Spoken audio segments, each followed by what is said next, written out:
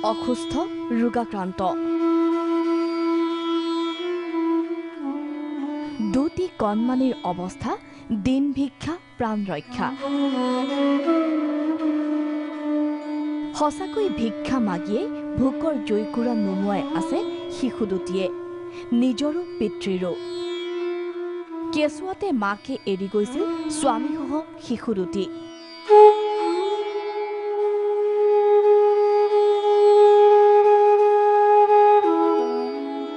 ওদালগুৰিৰ ধৰমজুলি গাঁৱৰ ঘটনা এয়া একেটা কোঠাতে ৰন্ধা বঢ়া খাৱন শুৱন একেটা কোঠাতে মলমূত্ৰ ত্যাগ শুনিবলৈ অবিশ্বাস্য থাকিবলৈ ঘিণ লগা কিন্তু ঘিণ লগা এনে অস্বাস্থ্যকৰ পৰিৱেশতে ৰোগীয়া পিতৃ বিশ্বনাথ ৰাজভৰৰ সৈতে বাস কৰে শিশু দুটিয়ে খবৰ পালে প্ৰাগ নিউজৰ সাংবাদিকে জিতুমণি ডেকা উপস্থিত হল হুকলাই অঞ্চলৰ ধৰমজুলিত মানুহে মানুহৰ বাবে যদিহে অকণো নেভাবে ভাবিব কোনে নকোৱা সমনীয়া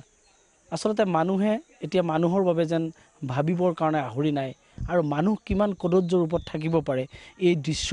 দেখিলে আপোনাৰ সঁচাকৈ দুখত ভাগি পৰিব দৃশ্যটো দেখিলেই ওলাই আহে কান্দোন ধৈৰ্য ধৰিলে জিতুমণি ডেকাই ৰাইজক মাতিলে চাফ চিকুণ কৰিলে নিথৰুৱা পৰিয়ালটোৰ ঘৰ আৰু চৌহদ কলম কেমেৰা এৰি হাতত কোৰ লৈ সাংবাদিক জিতুমণি ডেকাও নামিল চাফাই কাৰ্যত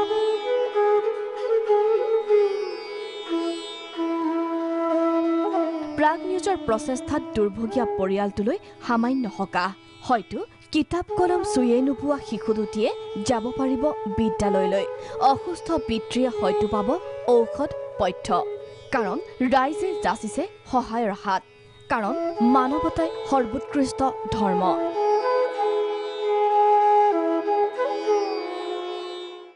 মই প্ৰাগ চেনেলক অশেষ ধন্যবাদ দিছোঁ যাতে আপোনালোকৰ জৰিয়তে আজি এই পৰিয়ালটো আগন্তুক দিনত আগুৱাই যোৱাৰ ক্ষেত্ৰত তেওঁলোকে মানে সঁচাকৈ মই নিজকে ভাষা নাই ক'বৰ কাৰণে যে আপোনালোকৰ জৰিয়তে যে আজি আগন্তুক দিনত তেওঁলোকে ভাল এটা পৰিৱেশ পাব মানৱ ধৰ্মৰে উজলিল নলবাৰী